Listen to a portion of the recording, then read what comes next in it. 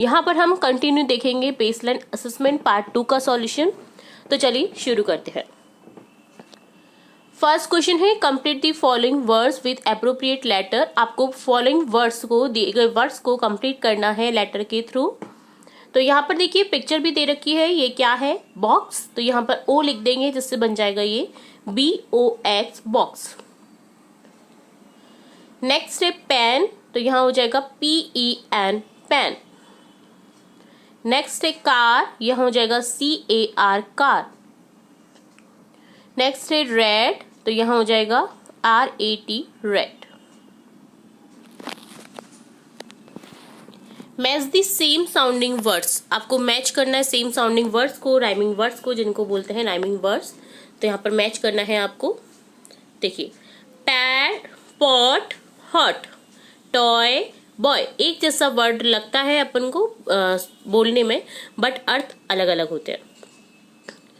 Cat, mat, say, way. Write the words the following action, action के थ्रू आपको words लिखने हैं। यहाँ पर बच्चा क्या कर रहा है, खाना खा रहा है, तो यहाँ हो जाएगा EAT ईट।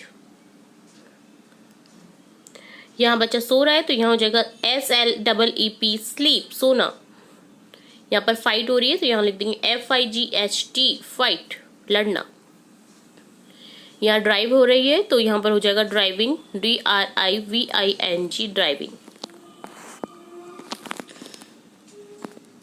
नेक्स्ट है यूज अ और एन द करेक्टली, आपको करेक्टली यूज करना ए और एन का। ए का यूज होता है कॉन्सोनेंट के आगे, और जो आपके वोवल्स होते हैं AEIOU उनके आगे होता है एन का यूज।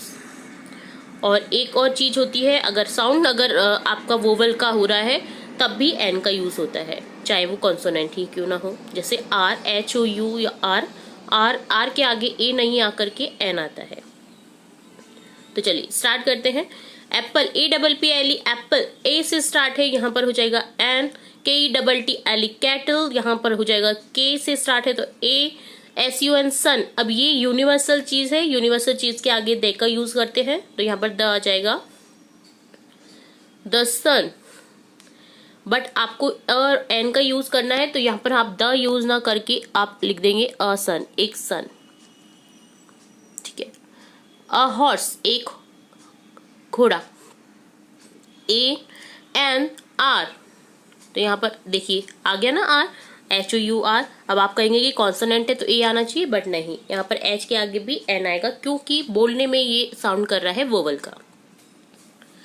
फिफ्थ क्वेश्चन है use appropriate adjective from the box to complete this sentence. Adjective आप समझते हैं, विशेषण जो किसी भी संज्ञा की विशेषता बताते हैं।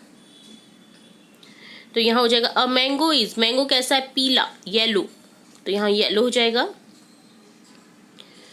एलिफेंट इज अ कैसा एनिमल है, बिग, बड़ा, तो यहाँ पर हो जाएगा बिग। आइसक्रीम इज ऑलवेज, कैसे होती है आइसक्रीम, स्वीट, मीठी। This story is very funny, this story is funny, ये बहुत ही फनी है। सिक्स क्वेश्चन है use the correct pronoun, she और ही का यूज करना है। ही का यूज करते हैं मैन के लिए, और वुमन के लिए यूज करते हैं शी का। टू कंप्लीट दिस सेंटेंस, तो यहाँ पर इज द डॉक्टर। अब डॉक्टर में आपको क्या दिख रहा है, एक लेडी दिख रही है, तो यहाँ पर हो जाएगा शी इज अ डॉक्टर। यहाँ पर एक अध्यापक पढ़ा रहे हैं, तो यहाँ पर हो जाएगा he is a teacher.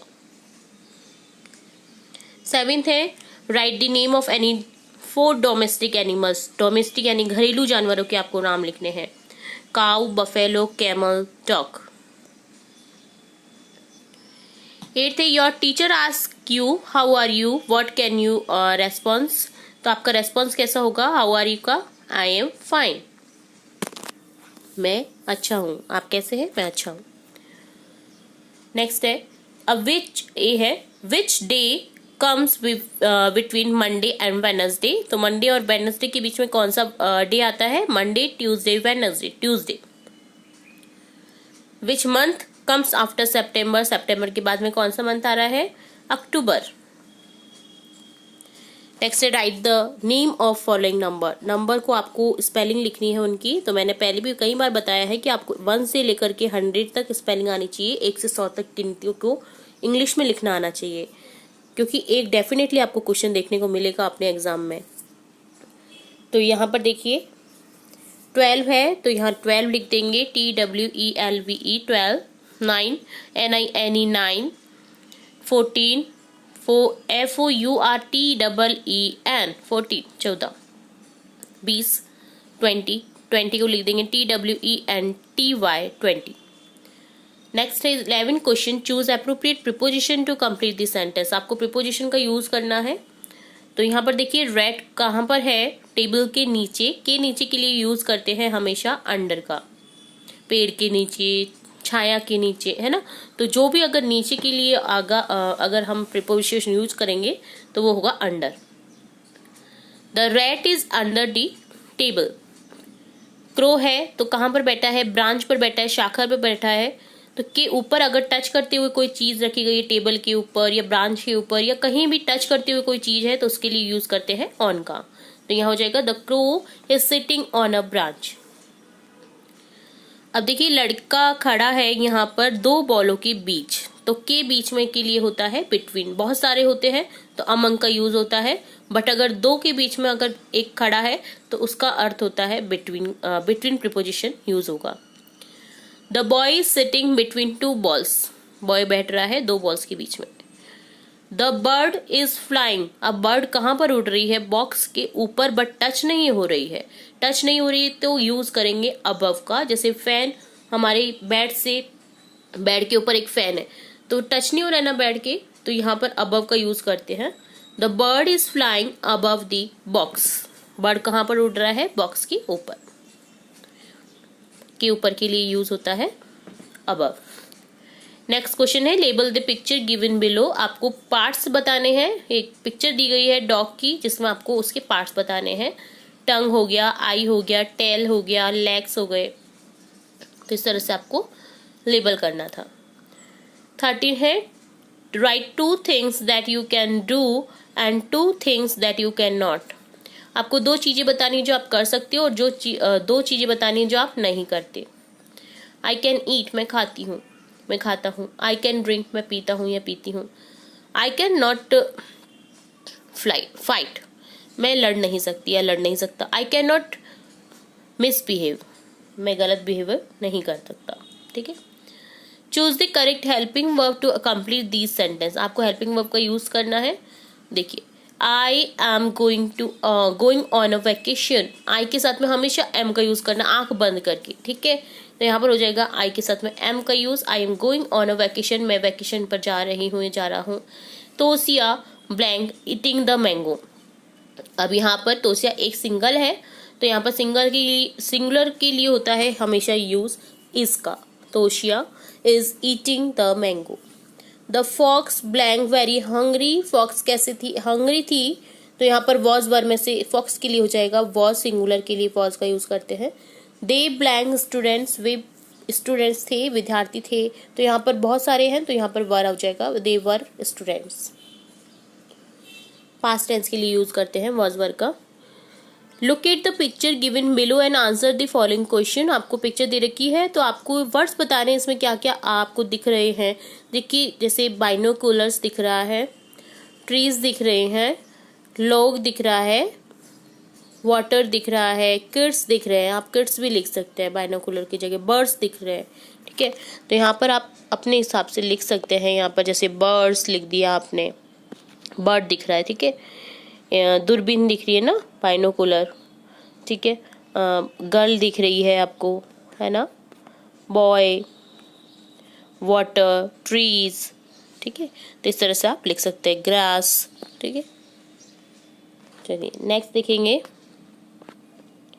Right 2 sentence about the picture. आपको 2 सेंटेंस बनाने हैं। The boy is flying in the sky. The bird, sorry, the bird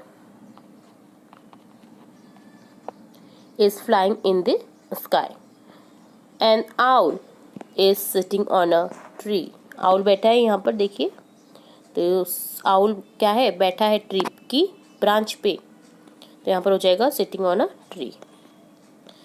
next है write 2 lines about yourself. आपको आपके बारे में क्या बताना है, 2 लाइन बतानी है।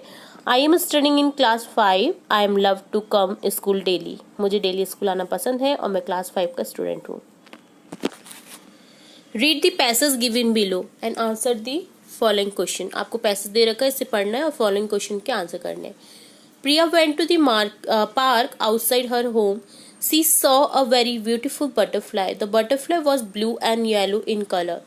It was sitting on a rose. She went near the rose and saw 4 more butterflies.